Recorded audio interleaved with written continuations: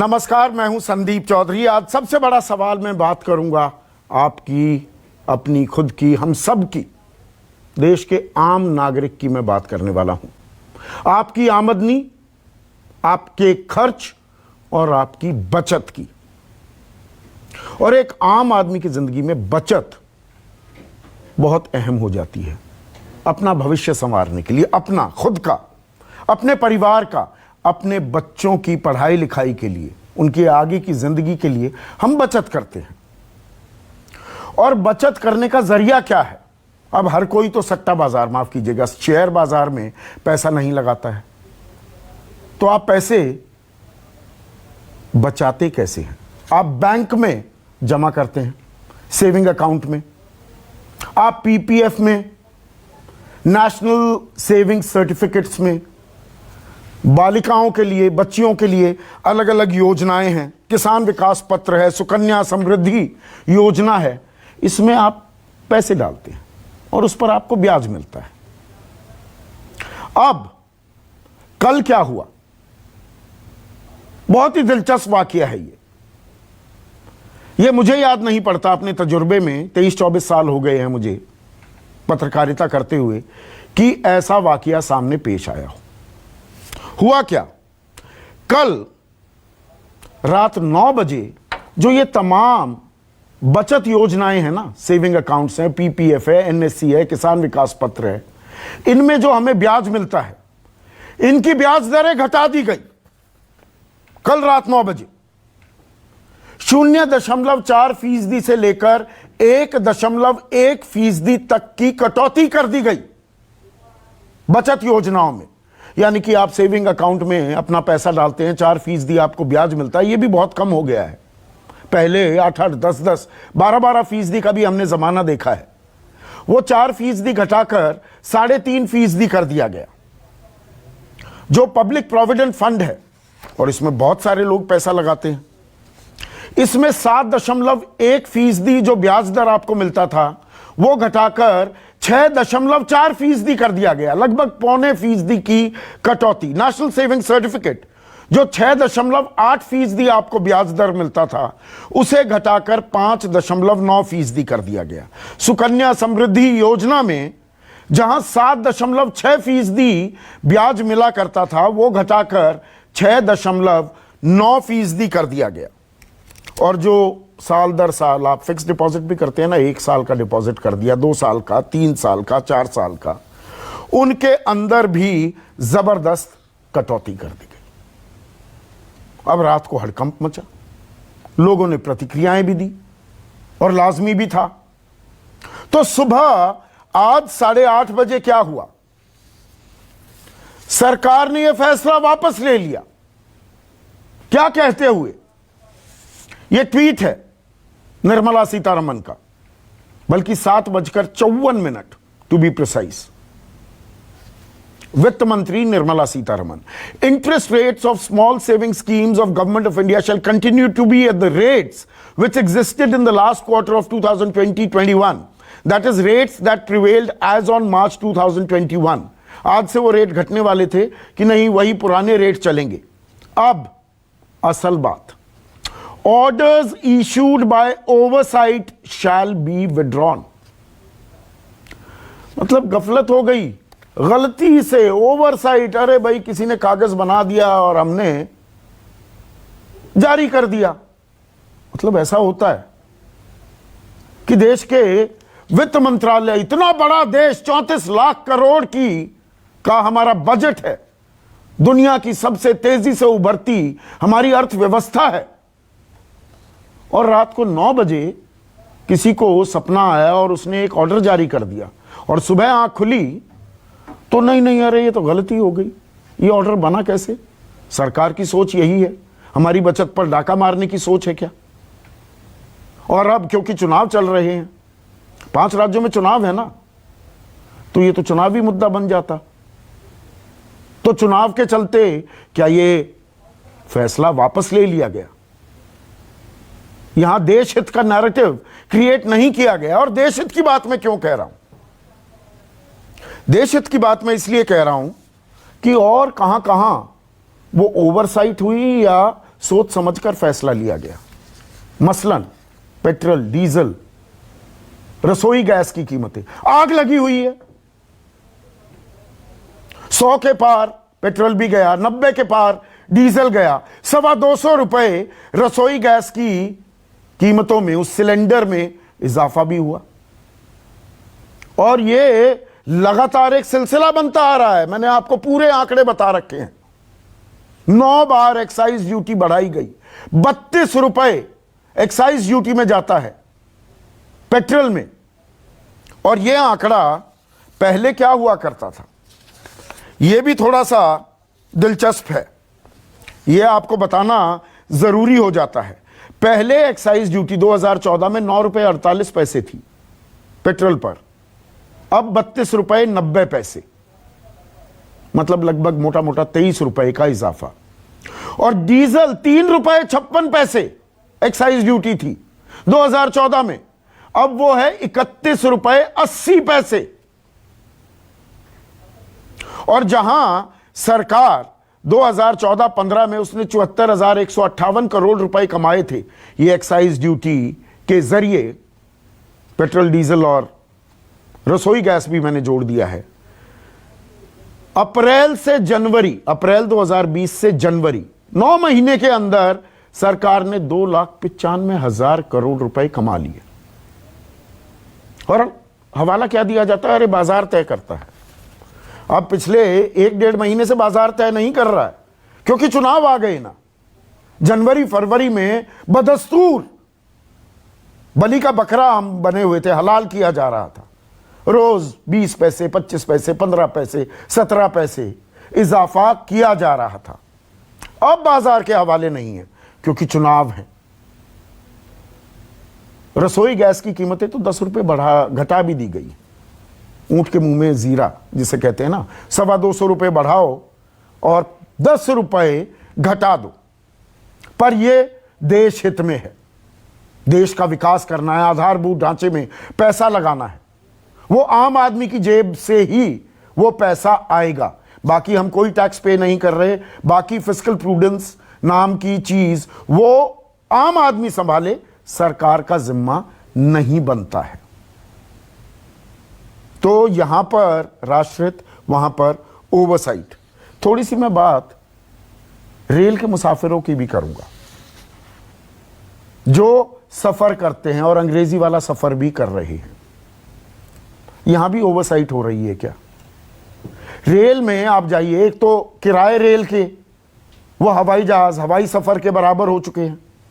ऊपर से अब खाने पीने को कुछ मिलेगा नहीं।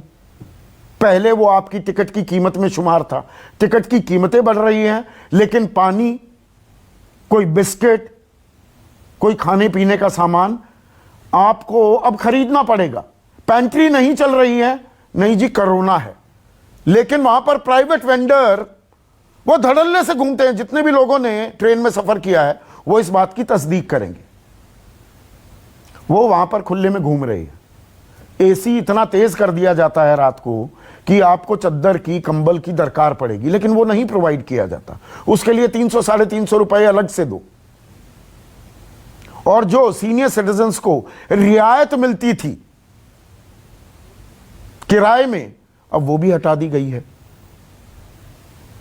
तो आम आदमी जाए तो जाए कहां, बचाए तो बचाए कैसे?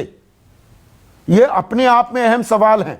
ये जानते हुए हम बहुत ही एक जिम्मेदार मंच है, सवाल हम तीखे और कड़वे पूछते हैं, लेकिन हम हकीकत से नावाकिफ कतई नहीं है। हम जानते हैं कोरोना काल है, संकट काल है, देश में पैसे की भी कमी है, लेकिन सब कुछ आम आदमी को ही सहना पड़ेगा क्या? यह अपने आप में बहुत अहम सवाल है। और अब इस कटौती को लेकर यह जो फैसला वापस लिया गया है, राजनीतिक द्वंद्व भी छिड़ गया है। सरकार की तरफ से सफाई दी जा रही है तो विपक्ष हमलावर है। उसकी एक बानगी देख लीजिए। जो गलती से ओवरसाइट से जो रेट कट का अनाउंसमेंट हो गया था, उसको तत्काल आदरणीय निर्मला सीतारमण जी ने अपने ट्वीट के द्वारा उसे विड्रॉ किया है और राजनीतिक पार्टी जो राजनीति करना चाहती है उनके मुंह में लगाम डाल दिया है, इसलिए कि यह मोदी जी की सरकार है। इस सरकार में सिर्फ गरीबों के हित में काम होता है, गरीबों के लिए काम होता है, गरीबों को एम्पावर किया जाता है, गरीबों को मजबूत करने वाली सरकार है। 2 पैसा पॉकेट में डालने का काम करती है मोदी जी की सरकार, ना कि कांग्रेस वाली सरकार जो 2 पैसे क्या पूरे पॉकेट से पैसे निकालने का काम करती थी। अनजाने में ऑर्डर निकला। ये जो है ओवरसाइट था, ये अपने आप में गंभीर मामला है कि इतनी गवर्नमेंट इतनी बड़ी भारत सरकार की और वो इस तरह का ऑर्डर बिना उनकी सहमति के निकल गया तो क्या है। तो इस पे खुलासा करना चाहिए, वित्त मंत्री जी को बताना चाहिए देश को कि कैसे ये ऑर्डर निकल गया। और दूसरे वो गारंटी दें कि वो जो है ब्याज की राशि घटाने वाली नहीं है, दोबारा इस तरह का सर्कुलर नहीं आएगा, क्योंकि इससे आम आदमी का भारी नुकसान होने वाला। क्योंकि ज़्यादातर जगह सबका ये कहना है कि सिर्फ चुनाव भर के लिए, क्योंकि इसमें उन्होंने कहा है कि ओनली फॉर दिस क्वार्टर, इस तिमाही के लिए जो है ये रोका जाता है। तो क्या इसी तिमाही के लिए रोका गया है या आगे के लिए भी रुकेगा? ऐसे में आज का सबसे बड़ा सवाल, चुनाव के चलते ब्याज दरों में कटौती का फैसला वापस और आम आदमी की जेब पर डाका कब तक? चर्चा में मेरे साथ बीजेपी की तरफ से आलोक वत्स, कांग्रेस की राष्ट्रीय प्रवक्ता, अर्थव्यवस्था को भली भांति जानती हैं, समझती हैं, बिजनेस जर्नलिस्ट रही हैं, सुप्रिया श्रीनेट। मेरे साथ बीजेपी के अहम घटक, एनडीए के अहम घटक, एलजेपी उनके नेशनल वाइस प्रेसिडेंट और मुख्य प्रवक्ता AK वाजपेयी, सीनियर जर्नलिस्ट, अर्थव्यवस्था को भली भांति समझते हैं, सिद्धार्थ सिंह, शिव गोपाल मिश्रा। मैंने रेलवे का भी जिक्र किया है, मैं कुछ लोगों के बयान भी सुनवाने वाला हूं।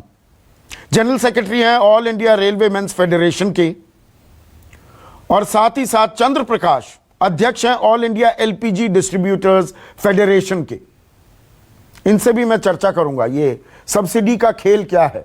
यहां पर थोड़ा सा मैं आपको बता दूं, मैं नोएडा में गौतम बुद्ध नगर कहते हैं, वहां बैठा हूं, एंड यहां पर क्या है, ये डिस्ट्रिक्ट सप्लाई ऑफिसर, उनका बयान है, LPG consumers have not got the amount in their account since May 2020। मई 2020 से अब तक गौतम बुद्ध नगर के जो LPG के उपभोक्ता हैं उन्हें सब्सिडी नहीं मिली है।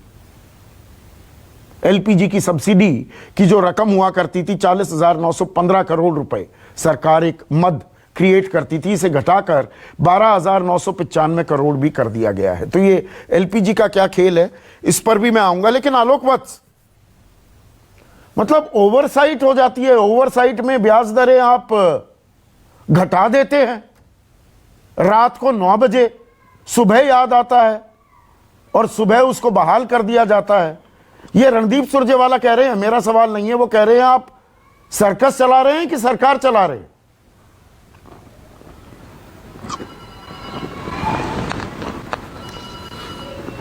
देखिए, हम सरकार चला रहे हैं और अगर कोई चीज गलती से लीक हो गई और उसको अगर सुधार लिया जनहित में, तो इसमें क्या बुराई है?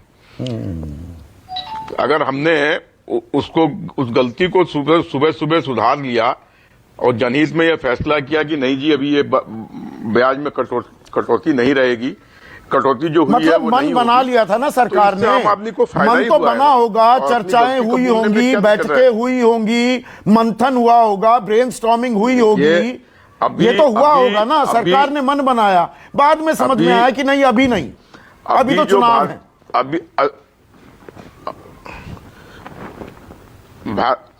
अभी भारतीय अर्थव्यवस्था की जो स्थिति है उसमें बहुत कड़े फैसले लेने पड़ रहे हैं और मोदी जी को धन्यवाद देना पड़ेगा कि उन्होंने इस विषम परिस्थिति में, इस कोरोना काल में, आप देखें कि रेलवे बंद था, ट्रांसपोर्ट बंद था, सारी व्यवस्था बंद थी, लेकिन किसी भी कर्मचारी की वेतन में कटौती नहीं की गई। अच्छा, सबको लगातार वेतन दिया गया और जिस तरीके का मेडिकल फैसिलिटीज पूरे इंडिया में और जिस तरीके का राशन प्रोवाइड किया गया लोगों को, उस सब के लिए पैसे चाहिए। आएंगे कहां से पैसे? इसी जगह से उगाही करनी पड़ेगी ना। तो आम आदमी की जेब से पैसे निकाले जाएंगे, कुल मिला जुला आम आदमी की जेब से पैसे निकाले जाएंगे। अभी जफर इस्लाम आपके सहयोगी आलोक वत्स जो यहाँ के- राज्यसभा में भी हैं, वो कहते हैं कि ये तो गरीबों का ख्याल रखने वाली सरकार है, गरीबों की जेब में 2 पैसे डालती है। ये 2 पैसे कौन से डले हैं वो तो बताइए, कि निकाले जा रहे हैं पैसे?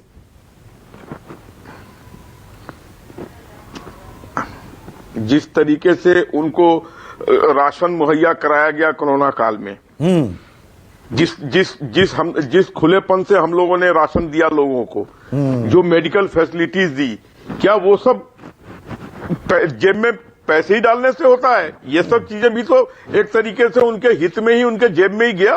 कहाँ गया ये सारी चीजें? लोग भुखमरी के शिकार तो नहीं हो रहे थे? अच्छा, तो भूखे क्या अगर नहीं मरे, चावल दाल इस बात का के अगर लिए पैसे से जोड़ ले सरकार तो को वो भी तो धन्यवाद जेब में दें। गया, तो एक तरीके से पैसा ही डला।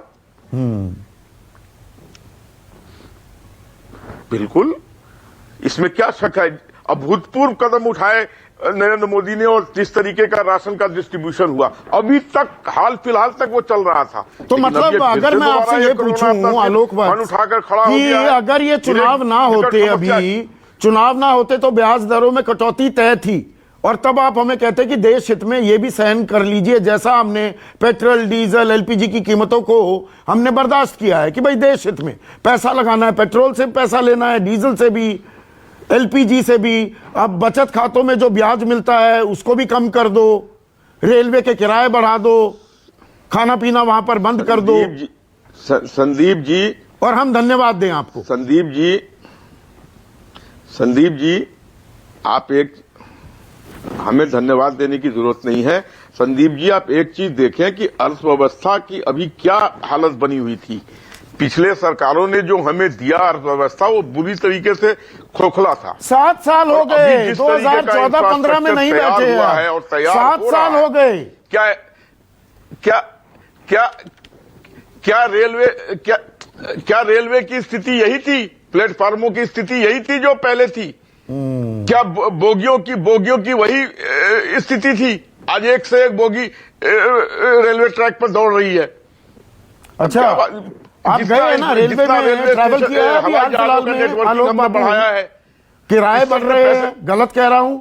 वहां पर खाना पीना नहीं मिलता, उसके लिए वेंडर, बिल्कुल पहले तो कहा गया कोरोना है, ये वेंडर जो घूम रहे हैं ये कोरोना नहीं फैलाएंगे। इनसे मैं खरीदूं पानी, देखिए, इनसे बिस्किट खरीदूं, देखिए जो इनसे खाना खरीदूं, रात को ठंड लगे तो चद्दर भी मांगूं, उसमें भी 300-350 रुपए ले लेंगे। नहीं, वो पका,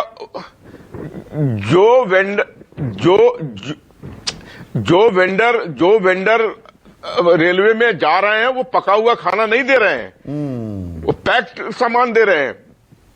उससे कोरोना का डर कम है। लेकिन हाँ, जो पेंट्री चल रही थी उसमें जिस तरीके की व्यवस्था थी, उसमें कोरोना का संक्रमण बढ़ने का बहुत ज्यादा आसार थे।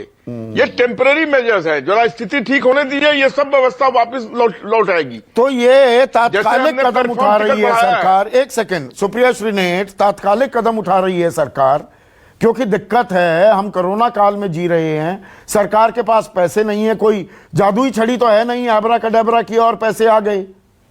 तो आम आदमी से ही किसी न किसी तरीके से पैसे लिए जाएंगे देश के विकास के लिए।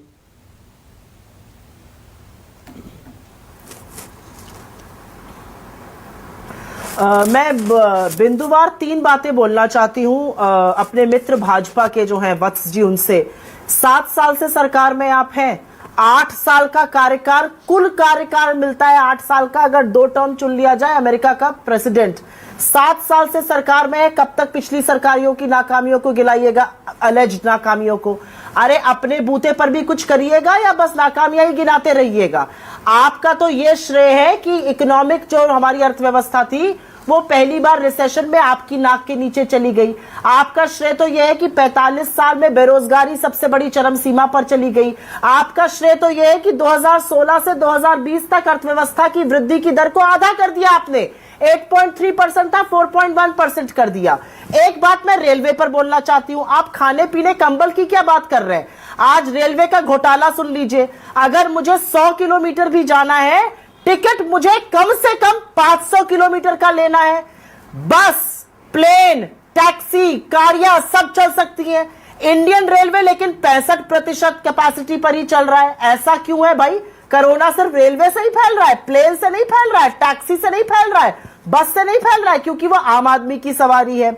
आपके निकम्मेपन के चलते अब स्मॉल स्कीम सेविंग का हाल सुन लीजिए। मुझे तो कभी कभी आपने एक शब्द यूज किया था, सरकार चल रही है या सर्कस हो रहा है यहाँ पर। ये रणदीप सुरजेवाला ने ट्वीट आता किया है, घट गई, फिर सुबह 7:54 पर बोल जाता नहीं नहीं वो गलती से हो गया। मुझे पता है रणदीप जी का ये ट्वीट है, सरकार है या सर्कस है। हमें तो लगता है सर्कस चल रहा है और इसलिए मैं कहती हूं स्मॉल स्कीम सेविंग का दिक्कत क्या है। स्मॉल स्कीम सेविंग में गरीब लोग, निम्न मध्यम वर्गीय लोग और ज्यादातर पेंशनधारी इसकी ब्याज की ऋण पर अपना जीवन यापन करते हैं, इसकी ब्याज की दर पर निर्धारित रहते हैं।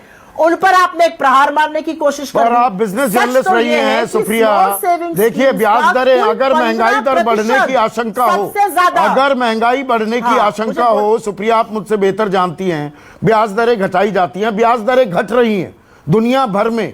और ऐसा नहीं है कि अगर हमें सेविंग्स में कम पैसे मिलेंगे, कम ब्याज मिलेगा तो होम लोन हो, कार लोन हो, पर्सनल लोन, वो भी तो घट रहा है।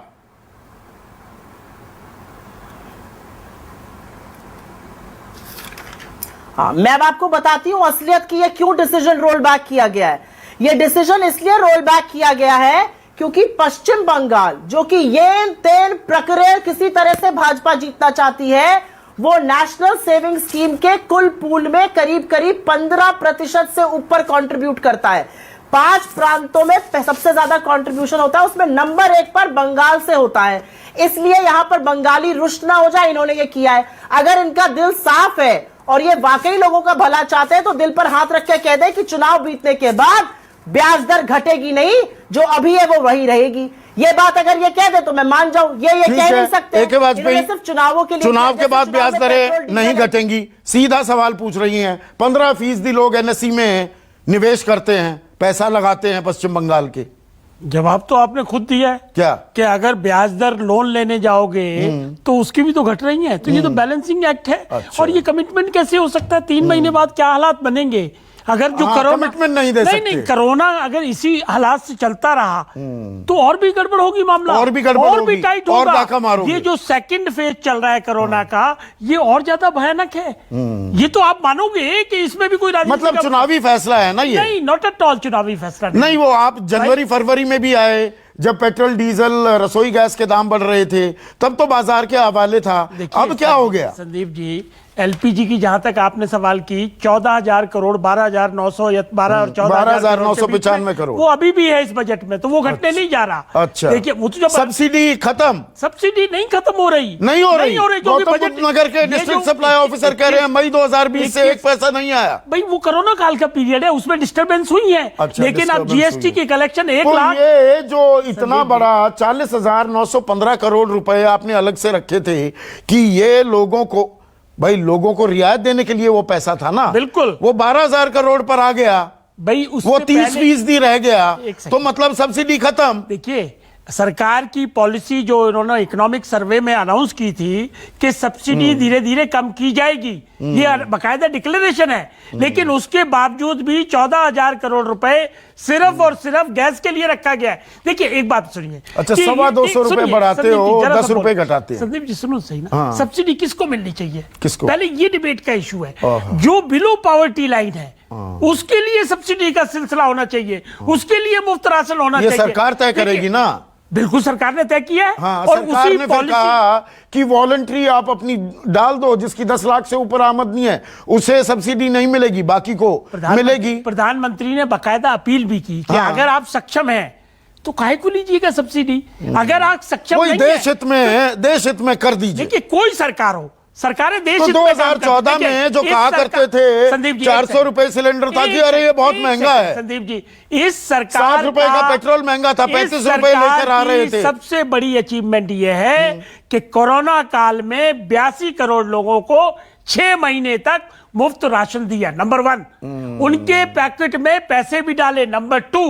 और 7 साल की बात अभी ये हमारे कांग्रेस के लीडर कर रही हैं, करप्शन का कोई इशू नहीं है। ये उपलब्धि नहीं गिनाओगे कि इस सरकार की एक उपलब्धि जो सबसे बड़ी है कि आम आदमी को क्या मिला? सवाल मैं ये पूछ रहा हूं, हम बलि का बकरा है क्या? आम आदमी को अभी ये उसकी IMF की कितने % की अनाउंसमेंट है, ये मोदी की कितने % की अनाउंसमेंट है?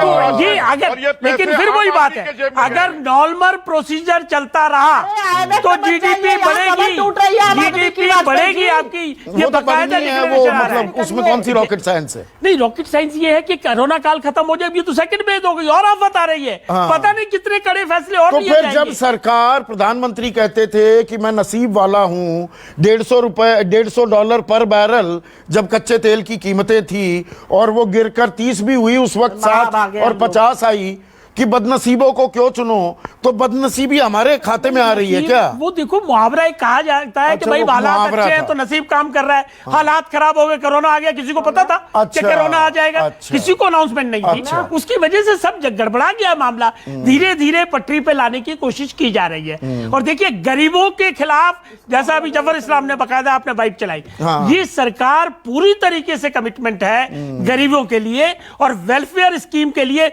बकायदा अलग से बजट लगाया, 90,000 करोड़ रुपए किसानों को दिया, 10,000 रुपए गरीब आदमी रेड़ा पटरी खोमची वालों को दिया। कितनी स्कीमें गिनाऊं? तो पैसे का प्रॉपर मैनेजमेंट करना, ये पैसे का प्रॉपर मैनेजमेंट हो रहा है सिद्धार्थ सिंह। और मुझे एक सेकंड सुनिए, पैसा नहीं, क्रॉस टॉक में कुछ लिया गया। सिर्फ एक मिनट, सिर्फ सिद्धार्थ सिंह स्क्रीन पर। सिद्धार्थ सिंह, मुझे ये बताइए, ये मैनेजमेंट हो रही है या यहां पर सरकार को समझ नहीं आ रहा है कि आम आदमी को राहत कैसे दी जाए या उसको दर्द कम कैसे दिया जाए? पैसे तो चाहिए, दर्द कम कैसे दें? क्या इस कंफ्यूजन में कैच 22 में है क्या सरकार? नहीं संदीप, देखिए, एक बात तय है कि जो इकोनॉमी पे जो एक चोट पड़ी है नोटबंदी की, और तो वो एक बहुत बड़ा कारण है आज की जो प्रेजेंट इकोनॉमिक सिनेरियो है। और जो रही सही कसर थी संदीप, वो हुआ ये है कि कोविड के बाद सरकार के जो रिसोर्सेज हैं वो एकदम खत्म हो चुके हैं। मतलब जो साल अभी बीता है, आज 1 अप्रैल है, और जो पिछला साल खत्म हुआ है उसमें सरकार ने रिकॉर्ड स्तर पे कर्ज लिया है बाजार से, तकरीबन 13 लाख करोड़ का। तो संदीप, सरकार के पास रिसोर्सेज बिल्कुल बहुत ही जो है ना, अब सरकार इज मतलब वेरी शॉर्ट ऑफ रिसोर्सेज। तो एक सच ये है। और जहां तक ये जो आप आज इस डिसीजन की बात कर रहे हैं जो स्मॉल सेविंग्स पे हुआ, संदीप देखिए, ये करेक्शन होना था।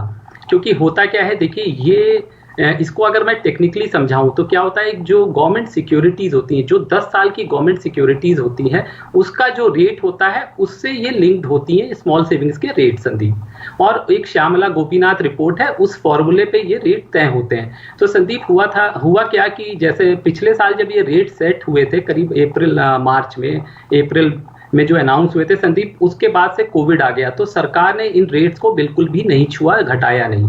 होना ये शायद ये होना चाहिए था कि क्वार्टर दर क्वार्टर आप इनको मार्जिनली धीरे धीरे घटाते। लेकिन अब चूंकि आपको बाजार से जब कर्ज जो है बहुत कम दर पे मिल सकता है, तो सरकार इस पैसे को क्यों आम आदमी से ले।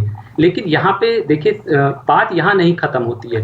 इसका दूसरी साइड ये है कि संदीप, एक सरकार का सोशल ऑब्लिगेशन भी है, और ऐसा ही नहीं है। मैं वही तो पूछ रहा हूं, मतलब आप ये बता रहे हैं इकोनॉमिक्स के लिहाज से दरअसल ये रेट कट होना लाजमी था, तो चुनाव आ गए ना आड़े, अभी कटेंगे, ब्याज दरें और कटेंगी, ये तय है, ये फैसला ले लिया गया था। ये तो बाद में समझ में आया कि चुनावी नुकसान हो जाएगा, तो ये फिलहाल के लिए एक राहत मिली है। नहीं, ये कहना गलत होगा? नहीं संदीप, मैं ये बोलूंगा कि ये शायद इतना जो शार्प प्रिडिक्शन है, ये मुझे लगता है कुछ ज्यादा मतलब जो है ना एग्रेसिव जो रिडक्शन था, वो शायद अब आने वाले जब 1 जुलाई को जो नए रेट सेट होंगे, जो 30 जून के बाद, तो मुझे लगता है इतना शार्प रिडक्शन नहीं होगा, और कभी हुआ भी नहीं है। क्योंकि सरकार का एक सोशल जो है ऑब्लिगेशन भी है, और उनको ये भी इंश्योर करना होगा कि आम आदमी को प्रोटेक्ट करे, क्योंकि जो इसमें कई स्कीम्स हैं, सीनियर सिटीजन की स्कीम है। नहीं, आम आदमी कहां जाएगा? मैं क्या शेयर बाजार में ही पैसा लगाऊं जो मैं बचत करता हूं? और अगर मैं 30% ब्रैकेट में हूं इनकम टैक्स में, 4% का 3.5% ब्याज दर मुझे मिल रहा है सेविंग अकाउंट में, उसमें मुझे 3.5% में भी 30% तो मुझे टैक्स देना पड़ जाएगा। मुझे इफेक्टिवली मिलेगा कितना? नहीं, आपकी बात बिल्कुल लाजमी है। महंगाई दर 5-6%, 7%, यानी कि मैं अगर सेविंग अकाउंट में या पीपीएफ या एनएससी में पैसा रखूंगा, दरअसल मैं अपने पैसे को कम कर रहा हूं। गलत तो नहीं कह रहा मैं सिद्धार्थ? नहीं, बिल्कुल ठीक बात कह रहे हैं। लेकिन संदीप, एक बात जो आपने कही ना कि अगर महंगाई बढ़ रही है और अभी जो सरकार ने बजट के बाद से जो सरकार अब कर्ज बाजार से जो कर्ज ले रही है उसमें भी उसकी जो ब्याज है या जो उसका दर है संदीप, वो भी बढ़ा है। तो शायद जब जुलाई में जब ये रेट रीसेट होने का समय आएगा तो संदीप शायद वो गैप दोबारा से जो है नैरो हो चुका सारा होगा। बोझ आम आदमी पर ही क्यों पड़ता है? नहीं संदीप, देखिए, हाँ बिल्कुल ठीक बात है। लेकिन संदीप, बात वही है ना कि सरकार के पास जो मैंने शुरू में कहा कि रिसोर्सेज है नहीं, तो अब आपको कट लॉसेस, मतलब आपको अपने यहाँ ये केशव रिकवरी हो रही है, करोड़पति अरबपति हो रहे हैं, अरबपति खरबपति हो रहे हैं, उनसे भी कुछ पैसा निकालने का तरीका निकाले ना सरकार। ये आम आदमी से ही निकालेगी जिसकी तनख्वाहें कटी हुई हैं, बहुतों की नौकरियां गई हुई हैं, और वही भरपाई करे सारे काम की।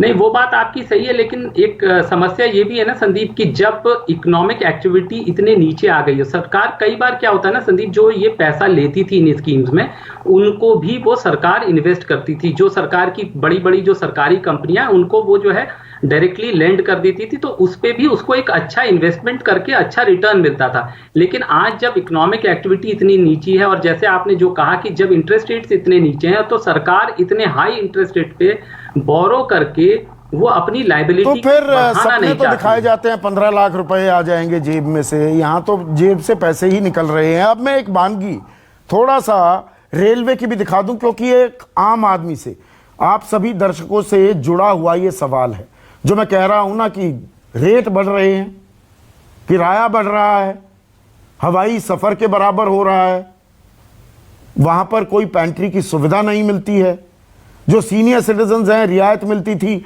वो भी खत्म हो गई है। उस पर आम आदमी क्या कह रहा है, पहले उसकी बात सुन लीजिए।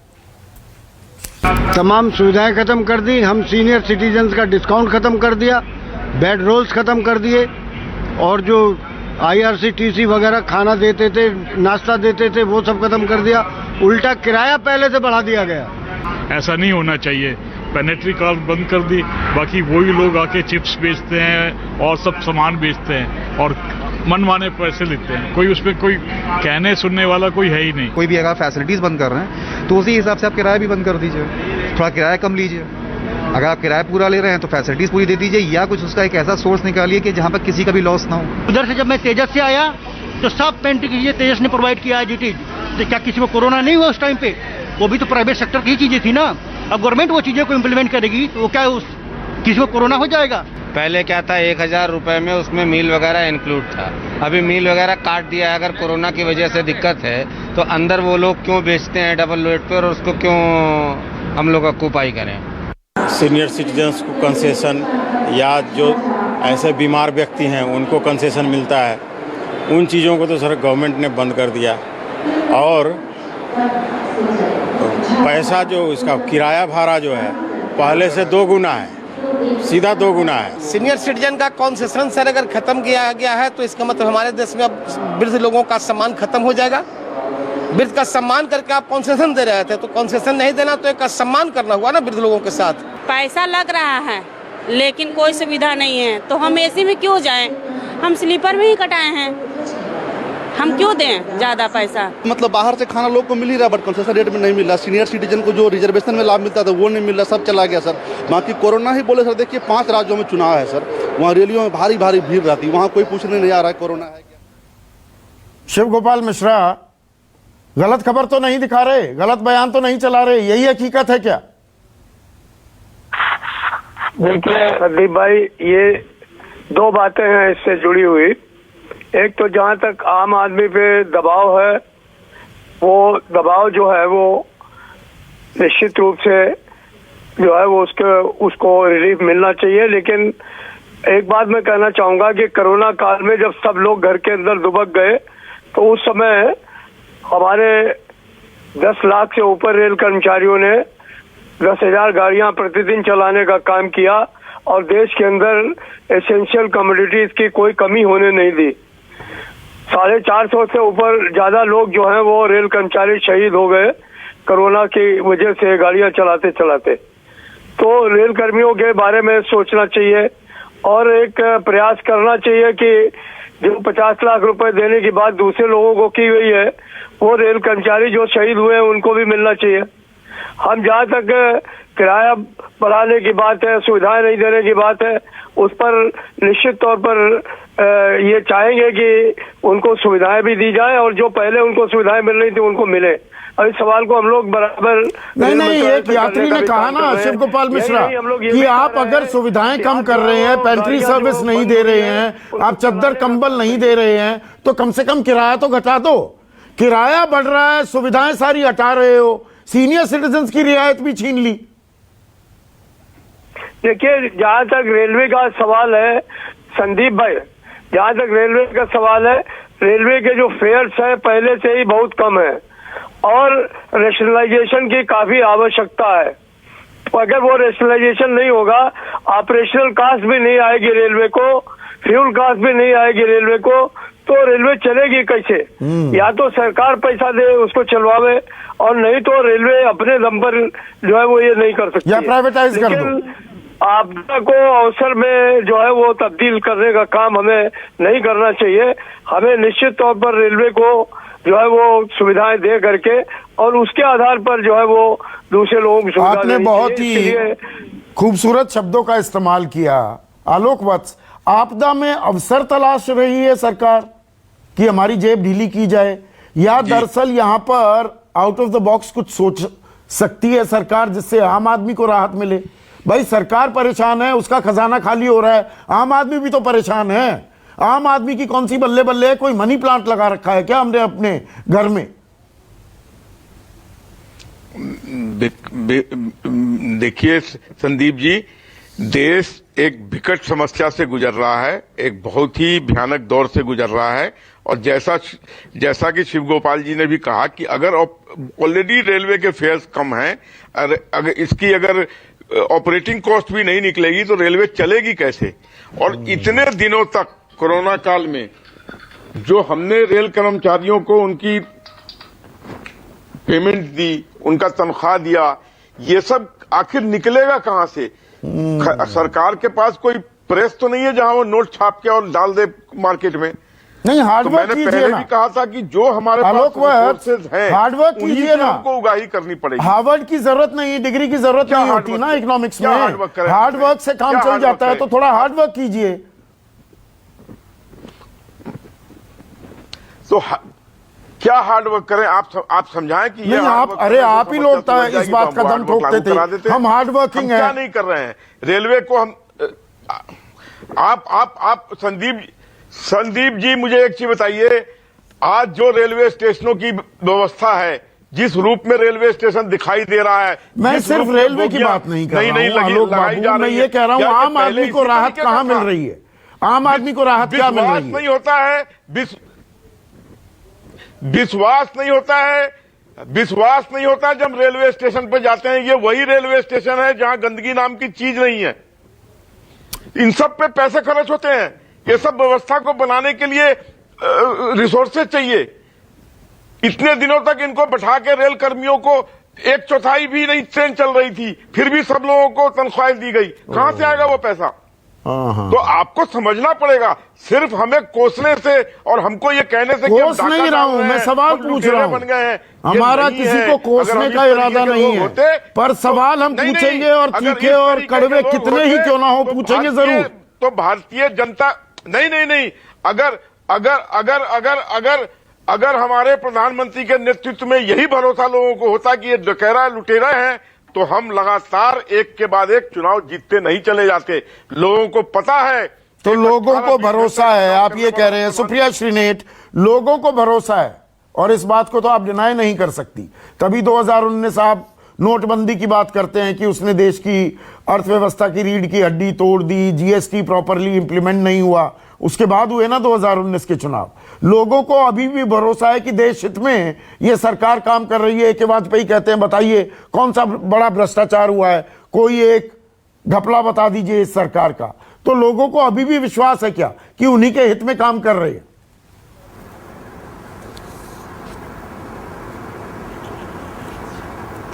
मैं इस बात का जवाब जरूर दूंगी, लेकिन मैं इस बात से बड़ी अचंभित हूं कि वत्स जी जो सार्वजनिक जीवन में है वो बार बार इस बात का हवाला दे रहे हैं कि रेलवे स्टेशन कितने बढ़िया दिख रहे हैं। रेलवे स्टेशन बढ़िया दिखने के लिए नहीं होते हैं। रेलवे एक सस्ता माध्यम रहे इस देश के गरीब और निम्न मध्यम वर्ग और मध्यम वर्ग लोगों के लिए, ये कोशिश होनी चाहिए सरकार की। ये बात का क्या बार बार हवाला देना रेलवे स्टेशन अच्छे दिख रहे हैं? अरे आप रेलवे स्टेशन को बोस्टन दिखा दीजिए। अगर वहां पर अफोर्ड ही नहीं कर पा रहे, क्यों मैं 500 किलोमीटर का मिनिमम टिकट लूं? क्यों मैं 100 किलोमीटर का टिकट लेके रेलवे में नहीं बैठ सकती हूं? आज इस बात का जवाब कौन देगा? 65% रेलवे क्यों कैपेसिटी पर चल रही है? क्यों 100% कैपेसिटी पर रेलवे नहीं आ रही है? क्यों हर तरह की रियायत खत्म कर दिए गए रेलवे में, सीनियर सिटीजन के इंक्लूडेड? इस बात का जवाब नहीं। स्टेशन देख लीजिए, स्टेशन देख लीजिए, क्या मूर्खता की बात है। पर चुनाव जीत रही है बीजेपी, अभी भी लोगों को भरोसा है मध्य प्रदेश, कर्नाटका। मैं उसी बात का जवाब दे रही हूं। मैं उसी बात का जवाब दे रही थी कि राज्यों के चुनाव में 2017 के बाद भाजपा कोई चुनाव नहीं जीती है। बिहार में भी अंततोगत्वा केवल 12,000 वोट का अंतर था, और अगर मैं आ जाऊं प्रशासन ने उसमें क्या किया तो शायद वो भी नहीं होता। अरुणाचल प्रदेश, मणिपुर, गोवा, कर्नाटक, मध्य प्रदेश, एक के बाद एक पैसे और एजेंसी अपने फ्रंटर्स के बल पर भाजपा बड़े इस सरकार में आ जाए, लेकिन मैंडेट पर भाजपा सरकार में नहीं आ रही है। और इसीलिए डर कर आज इन्होंने ये सेविंग स्कीम का जो रेट है वो वापस लिया है। मैं सिर्फ ये चाहती हूं कि भाजपा के प्रवक्ता यहां पर यह बोलकर जाए कि चुनाव के बाद भी यही रेट रहेगा और इसको काटा नहीं जाएगा। नहीं, वो तो ये नहीं बोल रहे हैं, अभी भविष्य में कैसे देखें। पर आम आदमी की पीड़ा सरकार समझ रही है या अनजान है? नहीं नहीं नहीं, ये सरकार पूरी तरीके से संवेदनशील है, नंबर वन। और जहां तक आपने रेलवे का कहा, उसमें एक जानकारी मैं भी दे दूं कि अभी भी 47% एक टिकट पे सरकार सब्सिडी दे रही है। मान लो 100 रुपए का टिकट है तो उसकी रिकवरी रेट 53% है। 47% is given by the government. 7th पे कमीशन उनके कर्मचारियों को दी, 32,000 करोड़ रुपए इन्वॉल्व हुआ। उसके बाद आइए सीनियर सिटीजन पे, विधायकों की तनख्वाहें कितनी बढ़ी पे आइए पहले। अब ग्राम पंचायत में प्रधानों को भी तनख्वाहें देंगे, मतलब नेताओं की तनख्वाहें बढ़ती रहे, उसके बारे में कोई बात नहीं करेगा। यहाँ एहसान जताया जा रहा है कि कर्मचारी, एहसान नहीं जा। 32,000 करोड़ रुपए अगर 7th पे कमीशन लागू किया है तो हम बताएंगे नहीं। दूसरा आइए सीनियर सिटीजन की आपने बात की, 5,67,000 सीनियर